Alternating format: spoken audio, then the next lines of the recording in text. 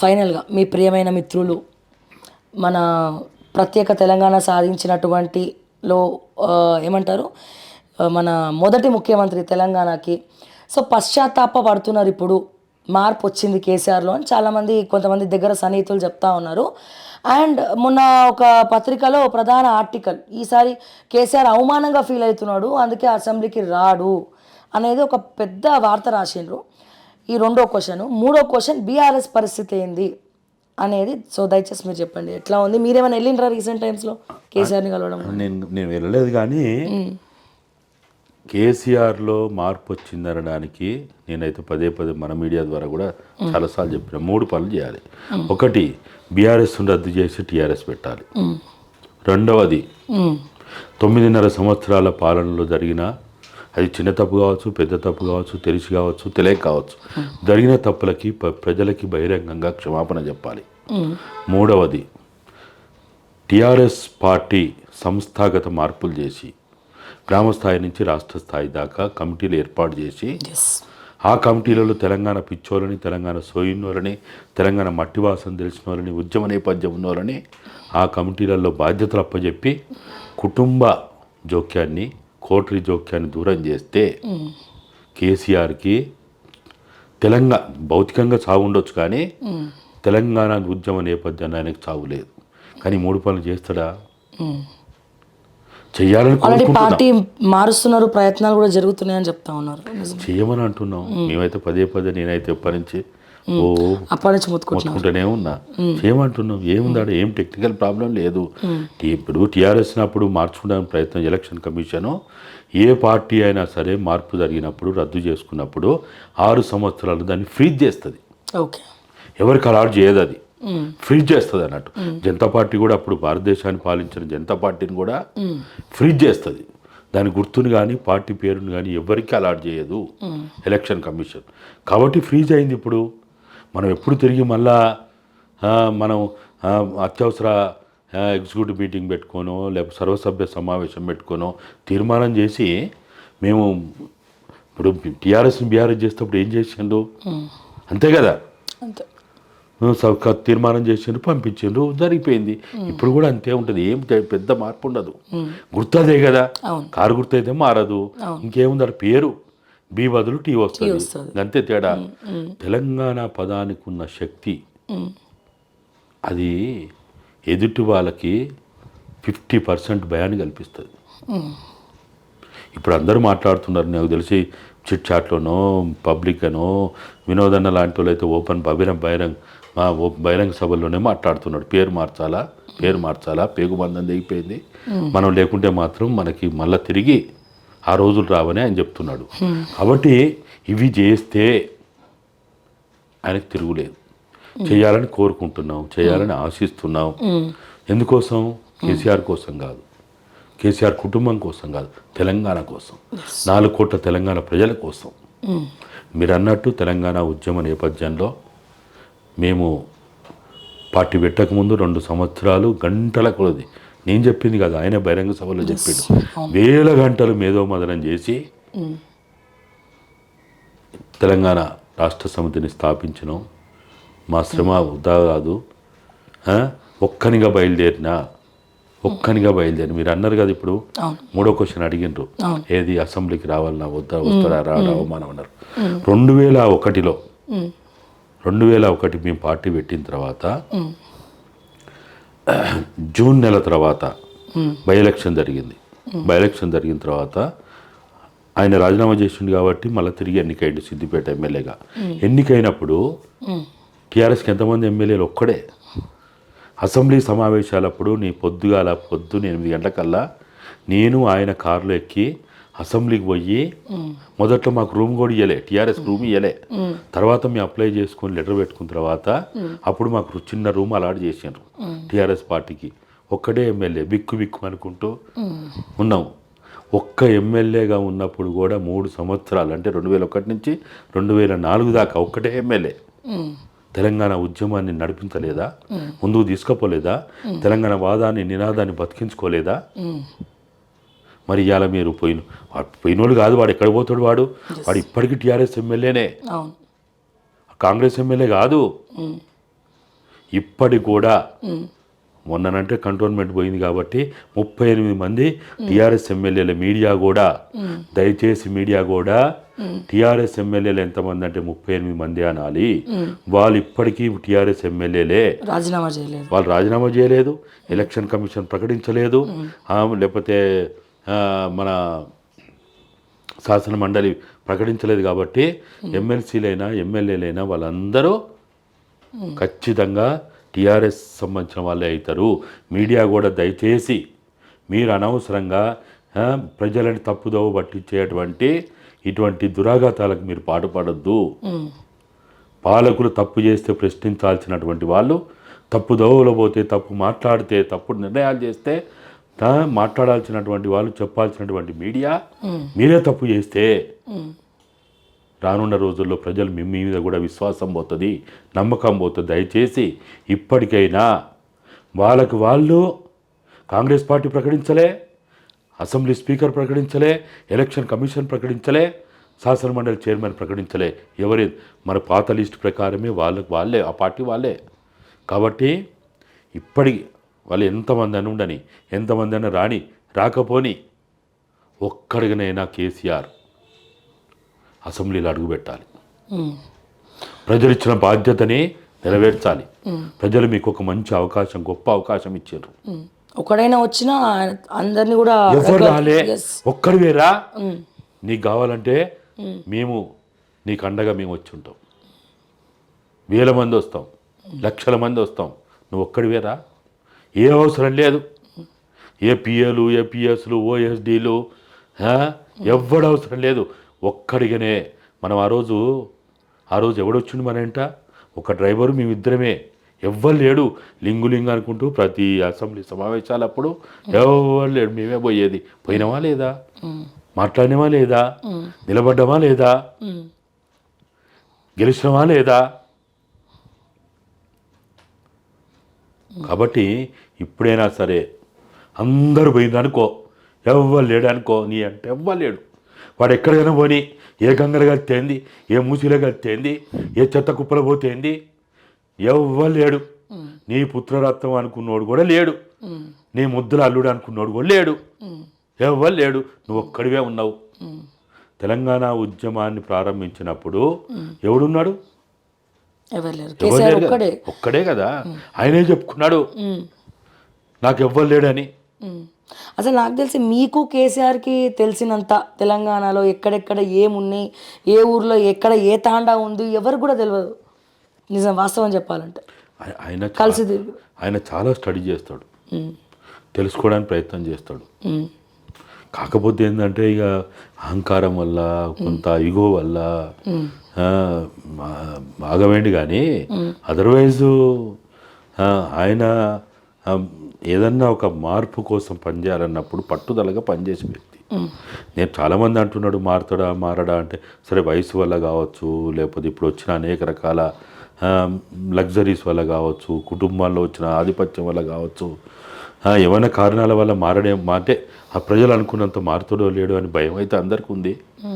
ఒకవేళ ఆయన మారితే మాత్రం, మార్పు చెందితే మాత్రం, ఇప్పుడు మనం అనుకున్న 3 అంశాల మీద ఆయన కఠినమైన నిర్ణయం తీసుకుంటే, ఆయన ఒకసారి నిర్ణయం తీసుకుంటే వాడిని ఎవడే ఆపలేడు. ఏ బిడ్డ చెప్తుంటది, కొడుకు చెప్తుంటాడు, భార్య చెప్తుంటది, అంతా ఉత్తదే. ఎవడు చెప్పినా ఆయన నేను చూస్తా కదా. నేను 2 ఏళ్ళు పార్టీ పెట్టకముందు మాకు ఎవడున్నాడు? మెట్టుగూడలో కారెక్కి కొన్నిసార్లు ఆయన డ్రైవ్ చేసేది, నేను పక్కన కూర్చునేది, ఎవ్వరు లేడు. లింగు అనుకుంటే నందినగర్ పోయి ఆడ కూర్చొని తెచ్చుకునే ఇంత సాధ్యం, లేకపోతే ఏదన్నా ఎవరు వాడవీడ ఉంటే తెచ్చుకుని, ఆ బాలయ్య ఉండే డ్రైవరు ఇంత తెచ్చి పెడితే ఇంత తినేది, ముచ్చట్లు. కాబట్టి చాలా మొండోడు ఆయన, అంత ఈజీగా ఉండడు. కాకపోతే ఇప్పుడు అన్ని సుఖాలు వచ్చినాయి కదా, సుఖాలు అలవాటు పడ్డాయి. ఈ పోలీసు వాళ్ళు సగం ఆగం చేస్తారు, ఈ చుట్టూ ఉన్న భజన పనులు అని పొగుడుతూ ఉంటే, ఇప్పుడు మీరు నన్ను పొగిడితే నేను ఏమైతా 1 గంట 2 గంటలు అదే మైకంలో ఉంటా. మత్తే కదమ్మా, మత్తు పదార్థం అది. పొగడడం కూడా మత్తు పదార్థమే. పొగడొద్దు ఎవరిని అసలు. మనం అయిపోతుంది అక్కడి నుంచి స్టార్ట్. వాడిగా సర్వనాశనం అయిపోతుంది, వాని గొయ్యి వాడు దోకున్నట్టే. కాబట్టి ఇప్పుడున్న పరిస్థితులలో ఆయన ఖచ్చితంగా అసెంబ్లీకి రావాల్సిందే. నువ్వు మాట్లాడవా అవమానిస్తారా, ఏడిపిస్తారా, హేళన చేస్తారా, నవ్వుతారా, అరే నవ్వుతే నవ్వని వాని పనులు బయటపడతాయి, మనకేంది? ఇప్పుడు నవ్వినోని పనులు బయటపడతాయి కానీ మీకు నాకేమవుతుంది? ఏమవుతుంది? ఏం కాదు, వాని టైం వేస్ట్ అవుతుంది. కానీ ఖచ్చితంగా అసెంబ్లీకి కేసీఆర్ రావాల్సిందే అంటారు. ఖచ్చితంగా రావాలి. రాకపోతే అవసరమైతే మనం పోయి ధర్నా చేయాలా, ధర్నా చేయాలమ్మా. ఆయన ఒక ఇవాళ రాజ్యాంగబద్ధమైనటువంటి ప్రతిపక్ష నేత, క్యాబినెట్ ర్యాంక్ హోదాలో ఉన్నాడు ఆయన, క్యాబినెట్ మంత్రి ఎంతో ఆయన అంత. ఇప్పుడు ఎందుకు రావు అంటున్నావు? నీకు రాజ్యాంగము, ప్రజాస్వామ్యము నీకు ఒక మంచి బాధ్యత ఇచ్చింది, ఒక పని ఇచ్చింది నీకు. ఆ బాధ్యతను ఎందుకు నిర్వహించవు? నిర్వహించాలి కదా. అరే ఈ దీనికి భయపడితే ఎట్లా? మనం గీవిలో భయపడితే ఎట్లా? తెలంగాణ గడ్డ అరే అరవీర భయంకర్లు అనుకున్న ఆంధ్ర ఆధిపత్య దోపిడీదారులకే భయపడలే. ఈ రేవంత్ రెడ్డి ఎంత, గా ఎమ్మెల్యేలు ఎంత, గా మంత్రులు ఎంత? నిజాంకే భయపడలే మనం.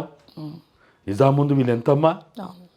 చంద్రబాబులు, రేవంతులు, చంద్రశేఖర్ రావులు, నిజాం కోటి ఏలుగు సరిపోరు వీళ్ళు. ఆయన విదేశాలకు అప్పులు ఇచ్చిండు, వీళ్ళ లెక్క విదేశాల నుంచి అప్పులు లేలే. విదేశాలకు అప్పులు ఇచ్చినటువంటి నిజాముని ఇక్కడి నుంచి పారదోలినాము. ఈ వీళ్ళు ఎంతమ్మా? అడక తినేవేదో ఇది వీళ్ళొక పాలకుల, వీళ్ళొక పాలన. ఇప్పుడు ఏంది? నాకు తెలిసిన కాడికి నిన్నటి వరకు వీళ్ళ ప్రభుత్వం డిసెంబర్ 7వ తారీఖు వచ్చింది కదా, డిసెంబర్ 7 నుంచి ఈరోజు వరకు వాళ్ళు చేసిన అప్పు అంతా 35,000 కోట్ల 35,800 కోట్లు. 35,800 కోట్లు తెచ్చి నేను అది చేసిన, అది బీకినా, ఇది బీకినా, నేను ఆ పనులు చేసిన, ఈ పనులు చేసిన. ఆర్టీసీ కాకుండా ఇంకా ఆర్టీసీకి అసలు డబ్బులు ఇస్తలేదు. ఇక్కడ పెండింగ్ పెట్టిన అప్పులు కాదు, బయట నుంచి తెచ్చిన ఆరోగ్యశ్రీలో అదేంది కాంట్రాక్టర్కి ఇవ్వాల్సిన డబ్బులు, ఆ డబ్బులు, ఈ డబ్బులు కాదు. ఇతర ప్రాంతాల నుంచి బ్యాంకుల ద్వారా అయితే ప్రైవేట్ అయితే అక్కడిక్కడ అన్నీ అక్కడి నుంచి తెచ్చిన డబ్బులు 38,800 కోట్లు. అప్పు చేసి నువ్వేంద్ర నాయన పండగ చేసేది? ఎవడైనా చేస్తాడు, నువ్వు చేయాలనా? ఎంత దరిద్రుడైనా, ఎంత విధవైనా, ఎంత మూర్ఖుడైనా గత ప్రభుత్వం అప్పులు చేసిందనే కదా వాళ్ళని మనం దించేసింది, మార్చేసింది.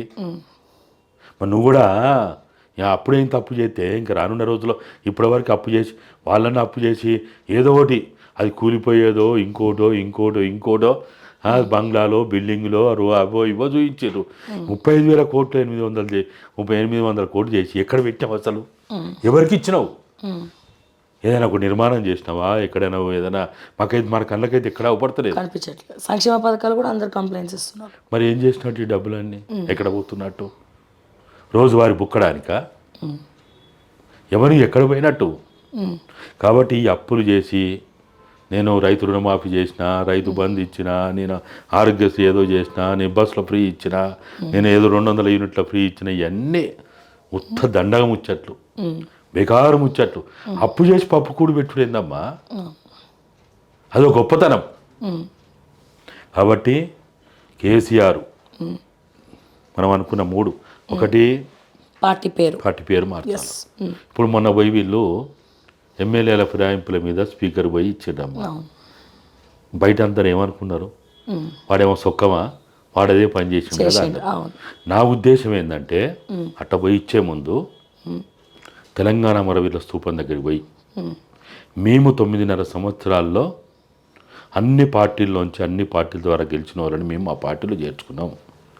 మాకు ఇప్పుడు అది తప్పని తెలిసింది, మాకు జ్ఞానోదయం కలిగింది, మేము రాజ్యాంగాన్ని మీకు కూని చేసినామని మాకు ఇప్పుడు అర్థమవుతుంది.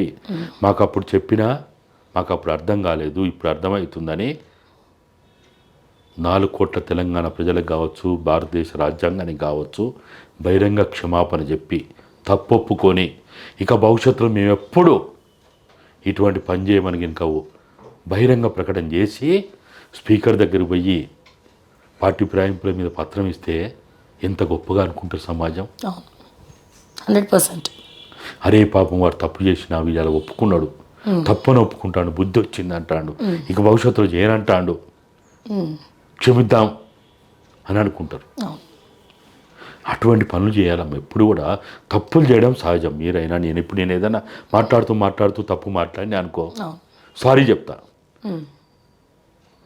సారీ చెప్పడం తప్ప, థ్యాంక్ యూ చెప్పడం తప్ప, మంచి చేస్తున్నప్పుడు థ్యాంక్ యూ చెప్పడం, తప్పు జరిగినప్పుడు సారీ చెప్పడం తప్ప. కాబట్టి ఈ తెలంగాణ రాష్ట్ర సాధనలో అతి ముఖ్యమైన కీలక పాత్ర పోషించిన టీఆర్ఎస్లో భాగస్వాములైన ప్రతి ఒక్కరూ ఇవాళ తెలంగాణ తల్లి మరోసారి ఆధిపత్యవాదుల చేత సంఖ్యలు పడే పరిస్థితి వస్తున్నది. మన తల్లిని అంగట్లో సరుకు చేయబోతున్నారు, అంగడి బొమ్మ చేయబోతున్నారు. మన తల్లి రుణం తీర్చుకోవడానికి, అమరవీరుల ఆశయాల సాధన కోసం, ఉద్యమ ఆకాంక్షల సాధన కోసం మనము సోయి తప్పి ఉండొద్దు. మనం ఖచ్చితంగా ఈ తెలంగాణ ప్రజాస్వామిక తెలంగాణ, అమరవీరుల ఆశయ సాధన తెలంగాణ ఏర్పడేంతవరకు పాలకులని ప్రశ్నిస్తూనే ఉండాలి. ఆ మార్గంలో ముందుకు పోదామనే అటు ఇప్పుడు బీఆర్ఎస్లో ఉన్న వాళ్ళైనా, కాంగ్రెస్లో ఉన్న వాళ్ళైనా, బీజేపీలో ఉన్న వాళ్ళైనా, ఏ పార్టీలో ఉన్న వాళ్ళైనా తెలంగాణ బిడ్డలు అనుకునే వాళ్ళు, తెలంగాణ భూమిపుత్రులు అనుకునే వాళ్ళు ఫస్ట్ మనకు కావాల్సింది మన తల్లి. మన తల్లి అంటే మన తెలంగాణ తల్లి. తెలంగాణ తల్లి విగ్రహాలు పెట్టడం కాదు, తెలంగాణ తల్లిని అంగట్లో సరుకు చేస్తుంటే కళ్ళప్పగించి చూడడం కాదు, మూతికి కుట్లేసుకొని ఉండడం కాదు, చెవులో సీసం పోసుకొని ఉండడం కాదు. మనం ఈరోజు ఆంధ్ర పాలకులు మరోసారి తెలంగాణ పైన పగబట్టిన పాములాగా దాడి చేయడానికి సిద్ధంగా ఉన్నారు. దెబ్బతిన్న పాము బుస కొడుతున్నది. అతి త్వరలో తెలంగాణ పైన మళ్ళా అనేక రకాల మాయ మాటలతోటి, మచ్చలిక పలుకులతోటి తెలంగాణ తల్లిని మరోసారి సంఖ్యలు వేయడానికి ప్రయత్నం చేస్తున్నారు. కాబట్టి ఏ పార్టీలోనే ఉండండి మీరు. ఇలా పార్టీలు ముఖ్యం కాదు, జెండాలు ముఖ్యం కాదు, మీ పదవులు ముఖ్యం కాదు. ఫస్ట్ మన తల్లి, మన తెలంగాణ. దాన్ని దృష్టిలో పెట్టుకొని అందరం కూడా ఈగోలు పక్కన పెట్టి, జెండాలు పక్కన పెట్టి, మన స్వార్థ ఆలోచనలు పక్కన పెట్టి తెలంగాణ తల్లి రుణం తీర్చుకోవడానికి, అమరవీరుల ఆశయ సాధన కోసం పోదాము. దాంట్లో కేసీఆర్ మీరు, మీ పైన బాధ్యత ఎక్కువ ఉన్నది. మిమ్మల్ని నమ్మి వేల మంది తమ అమూల్యమైన ప్రాణాలు అర్పించారు. మనం చెప్పిన మాటలు విన్నారు, మనం చెప్పిన ఉపన్యాసాలు విన్నారు, మనం చెప్పిన పాటలకి ప్రేరణ పొందినటువంటి వాళ్ళు ఉన్నారు. మనం ఇచ్చిన కరపత్రాలు, పుస్తకాలు చదివి తెలంగాణ తల్లి కోసం వాళ్ళ అమూల్యమైన ప్రాణాలు అర్పించారు. కానీ ఇవాళ మనము యాగాలు చేసుకుంటూ, భోగాలు చేసుకుంటూ మన ధర్మాన్ని మనం నిర్వహించకపోతే తెలంగాణ చరిత్రలో మనం లేకుండా పోతాం. కాబట్టి నా ఉద్యమ సహచరుడు కల్వకుంట్ల చంద్రశేఖరరావు, మీరు టీఆర్ఎస్ అంటే కేసీఆర్, కేసీఆర్ అంటే టీఆర్ఎస్గా మీరు ప్రాచుర్యం పొందారు. తెలంగాణ జాతిపిత, భారతదేశంలో గాంధీ తర్వాత జాతిపిత అనిపించుకున్నది మీరు ఒక్కరే. కానీ అటువంటి అవకాశం మీరు పోగొట్టుకోవద్దు, అటువంటి చరిత్రని మీరు మలినం చేసుకోవద్దు.